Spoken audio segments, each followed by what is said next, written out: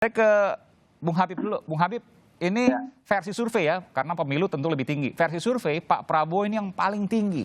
Dan saya mendengar bahwa Gerindra akan segera mendeklarasikan capres Partai Gerindra, ya ini hanya satu nama, tunggal, Pak Prabowo Subianto.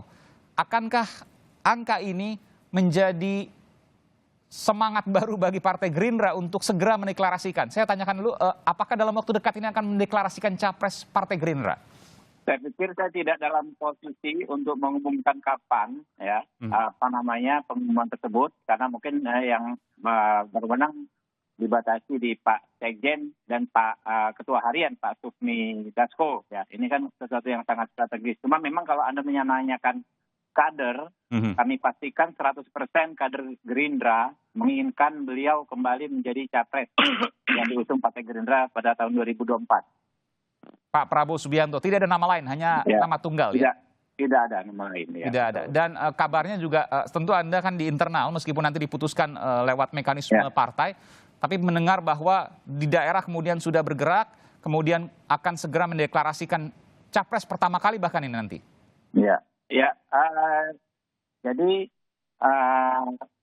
apa yang disampaikan oleh para pengurus partai se-Indonesia, ya, tingkatan dari DPP, DPD, DPC, PAC, ranting, anak ranting itu adalah berdasarkan penyerapan aspirasi di masyarakat. Ya.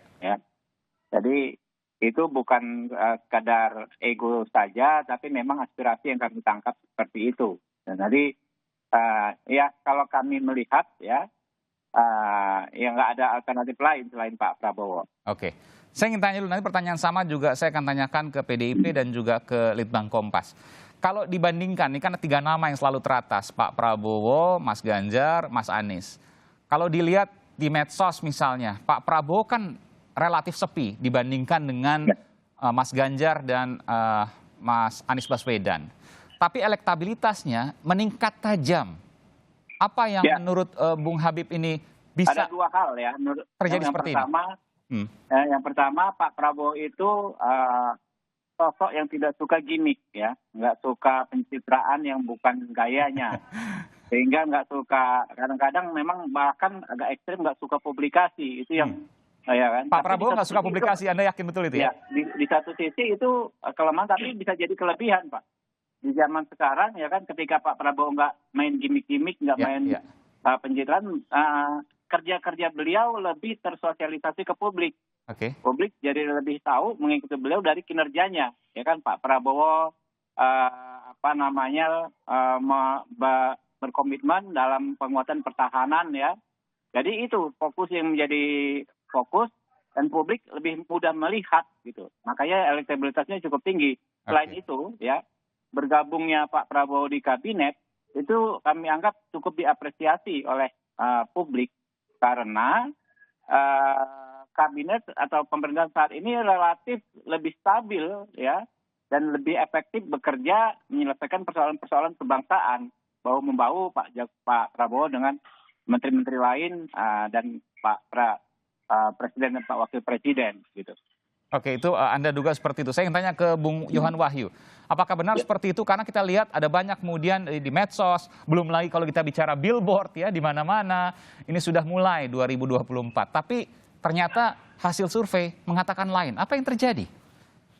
Ya, kami melihat munculnya 3 nama besar ini, bahkan kalau di total elektabilitas Pak Prabowo, Pak Ganjar, Pak Anies ini hampir 60% gitu ya, total gitu ya. Artinya memang ada selisih yang cukup jauh dengan nama-nama yang lain. Jomplang begitu ya? Jomplang gitu ya. Kalau saya melihatnya sih ada 3 modal politik ya, seseorang itu kemudian mampu naik dalam pamornya, naik dalam bursa calon presiden. Yang pertama itu adalah otoritas ya. Apakah seseorang itu memiliki akses otoritas terhadap partai? Ini menjadi pintu masuk, karena memang syarat pencalonan presiden itu memang harus dari partai. Jadi otoritas ini menjadi sesuatu yang mutlak harus ada gitu ya. Poin pertama. Poin kedua tentu ini adalah... Bung Yohan, maksud saya publik itu sadar bahwa ketika mengusung capres maka dia harus punya partai, begitu? Mestinya ya, karena memang secara regulasi memang seperti itu, gitu ya. Artinya poin kedua yang mau saya sebutkan selain otoritas itu adalah elektabilitas, gitu ya. Iya. Dan Sebentar, mohon maaf. Jadi artinya begini, kalau seandainya dia sadar bahwa tokoh yang mungkin dia ingin pilih tapi tidak punya partai, maka dia bisa beralih ke tokoh lainnya yang memang punya partai. ya mau nggak mau, ketika nanti otoritas partai itu yang kemudian berpegang, mau nggak mau publik kan nanti akan disuguhkan oleh capres yang sudah disodorkan oleh partai. Karena Apakah, memang saya bertanya lagi, apakah ini juga terkait dengan anjloknya nilai Anies Baswedan yang memang tidak punya partai dari 3 besar ini? Kalau Pak saya Ganjar pikir punya, kalau lihat tren, Pak Prabowo punya. kalau lihat tren ya, sebenarnya hampir semua ini mengalami hampir semua nama ya, terutama 3 nama besar ini dibandingkan survei Kompas di Oktober, semua mengalami kenaikan termasuk Pak Prabowo, Pak Ganjar sama Pak Anies.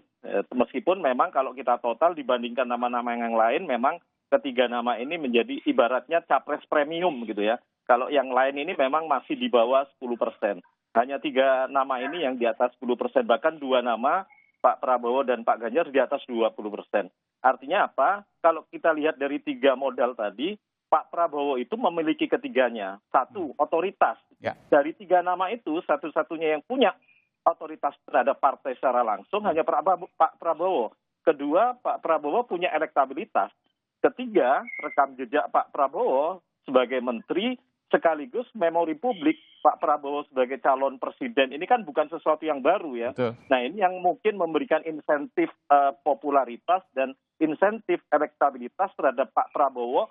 Meskipun kalau Mas Aiman tadi membandingkan di sosmed, ini kan lebih gencar Pak Ganjar dan Pak Anies dibandingkan Pak Prabowo. Nah poin ketiga itu yang saya lihat ada insentif popularitas dan insentif elektabilitas ketika direkam jejak Pak Prabowo, baik sebagai kinerjanya sebagai Menteri Pertahanan dan rekam jejak beliau yang di ajang kontestasi Pilpres bukan nama baru. Saya pikir memori publik masih melihat Pak Prabowo ini sebagai representasi kontestasi Pilpres sebelumnya. Nah ini yang sebenarnya memberikan insentif di 3 bagi Pak Prabowo untuk memperkuat rekam jejaknya tadi. Sementara Pak Ganjar dan Pak Anies hanya memiliki 2 poin. Yang satu adalah elektabilitas di poin kedua, dan ketiga adalah poin rekam jejak kinerja ya sebagai Gubernur Jawa Tengah dan Gubernur DKI Jakarta.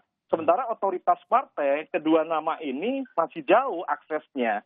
Itu yang saya lihat pertarungan ke depan itu adalah di poin pertama.